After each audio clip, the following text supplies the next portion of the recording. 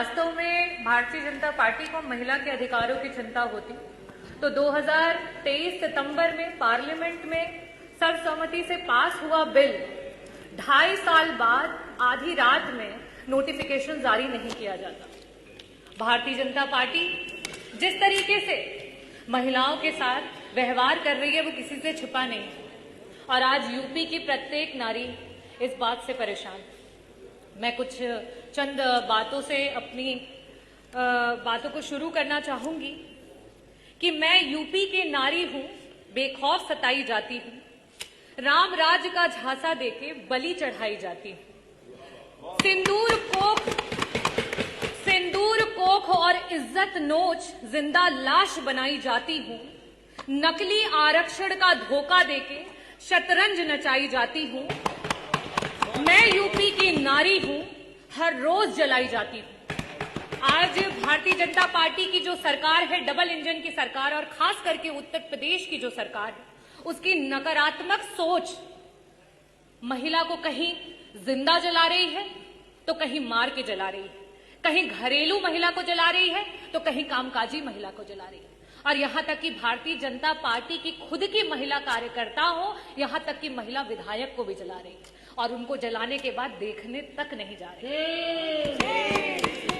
मैं पूरे सदन की तरफ से माननीय विधायक अनुपमा जायसवाल जी जल्दी स्वस्थ हों उसकी कामना करती हूं और ये भी कहना चाहती हूं कि जिस भारतीय जनता पार्टी ने उत्तर प्रदेश के पूर्व मुख्यमंत्री जी की स्वर्गीय मां को भी अपनी गंदी राजनीति में खींचने से नहीं छोड़ा, वो सबसे पहले गए, क्योंकि वो असली महिला का सम्मान जानते हैं और समाजवादी पार्टी असली महिला का सम्मान जानती है। और उसके बाद भारतीय जनता पार्टी के 2 डिप्टी सीएम उनके बाद जाते हैं अपनी महिला विधायक को देखने के लिए, और यही है आपका नारी बंधन। मैं जो सरकार, भारतीय जनता पार्टी की सरकार महिला की सुरक्षा की बात करती है, महिला की सुरक्षा के नाम पर जीरो है और जब बड़ी बड़ी बातें करनी होती हैं तो हीरो हैं। आज एनसीआरबी के आंकड़े जिस तरीके से दिखा रहे हैं, खास करके महिलाओं पे अत्याचार, महिलाओं को आए दिन किस तरीके से जलाया जा रहा है, मारा जा रहा है, सामूहिक दुष्कर्म किया जा रहा है, और आपकी सरकार जो है वो चुप है, संरक्षण दे रही है। कहां थे आप? कहां थे आप अभी 1 हफ्ते पहले जो है विश्वकर्मा समाज की 16 साल की बच्ची के साथ सामूहिक बलात्कार हुआ, उसको जला दिया, उसको मार दिया गया। कहां थे आप जब लखनऊ में 13 साल की बच्ची जो है उसके साथ सामूहिक बलात्कार? कहां थे आप जब गाजियाबाद में 4 साल की बच्ची है उसकी बलात्कार करके हत्या कर दी गई? कहां थे आप जब मेरठ में एक दलित मां को मार दिया और उसकी बेटी को उठा करके ले गए? कहां थे आप जब कानपुर में एक 15 साल की बिटिया को उसका यौन शोषण किया जा रहा है? कहां थे आप जब बुलंदशहर में आपकी ही पुलिस महिला की इज्जत लूट रही थी? कहां थे आप जब घटना हुई हाथरस में, मथुरा में, मेरठ में, सुल्तानपुर में, कासगंज में, कौशाम्बी में, बनारस में, लखीमपुर खीरी में, उन्नाव में और फतेहपुर में बेटियां बर्बाद हो गई? कहां थे आप? अगर इन परिवारों को किसी ने मदद पहुंचाई तो समाजवादी पार्टी ने पहुंचाई, अगर वहां कोई पहुंचा तो समाजवादी पार्टी के राष्ट्रीय अध्यक्ष श्री अखिलेश यादव जी को। चाहे पार्लियामेंट हो चाहे यूपी की असेंबली, पार्लियामेंट में आप नेहरू को कोसो और जब यूपी की विधानसभा हो तो आप नेताजी को तोसो। और क्यों? क्योंकि आपका तो यही धंधा है, क्योंकि आपका तो सारा काम मंदा है।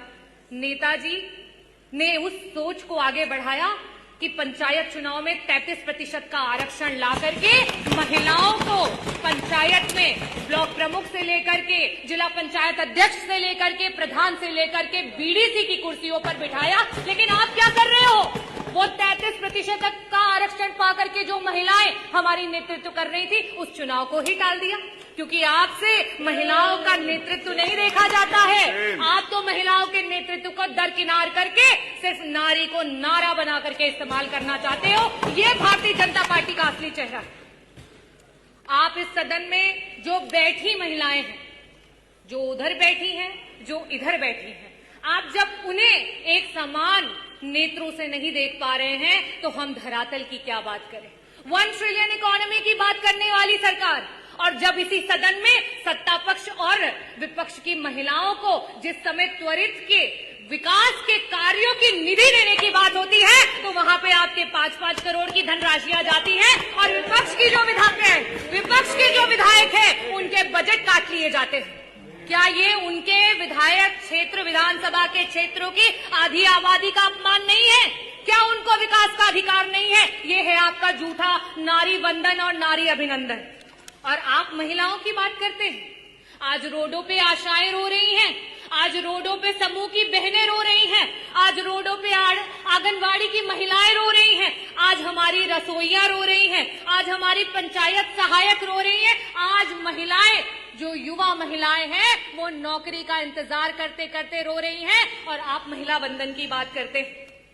मैं आपसे कहना चाहूंगी कि अगर आप महिलाओं को सच में आरक्षण देना चाहते हो तो आज की वर्तमान स्थिति में उत्तर प्रदेश की सदन में 403 सीटों पर आप 33 क्या 50% का आरक्षण लागू करो और पूरा समूचा विपक्ष आपके साथ खड़ा हो जाएगा। लेकिन आप तो षड्यंत्र करना चाहते हो, आप तो विधानसभाओं को तोड़ना मरोड़ना चाहते हो। आप 2011 के सेंसस से अभी के आरक्षण को लागू करना चाहते हो।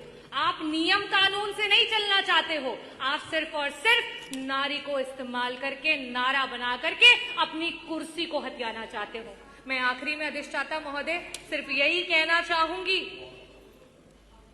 कि ये बिल पे चर्चा तो बस एक बहाना था, महिला का नाम लेकर वोट पर निशाना था और आरक्षण का ढोंग पीटकर लागू नहीं कराना था।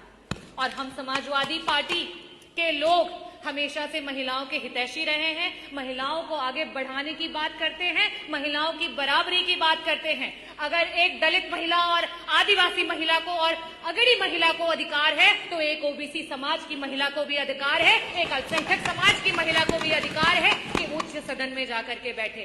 लेकिन आपके षड्यंत्र और मंसूबे और जो भारतीय जनता पार्टी समय खत्म हो गया करने का प्रयास किया है, माननीय अधिष्ठाता महोदय अभी तो 8 मिनट हुए भी नहीं, पूरा कर लेने 7 मिनट कि अभी अच्छा करिए जल्दी करिए। जो नैरेटिव सेट करने का प्रयास किया है वो नैरेटिव धरातल पर फेल हो गया है और 2027 में पीडीए की जो ए है आधी आबादी वो बढ़ चढ़ करके आपको आईना दिखाएगी।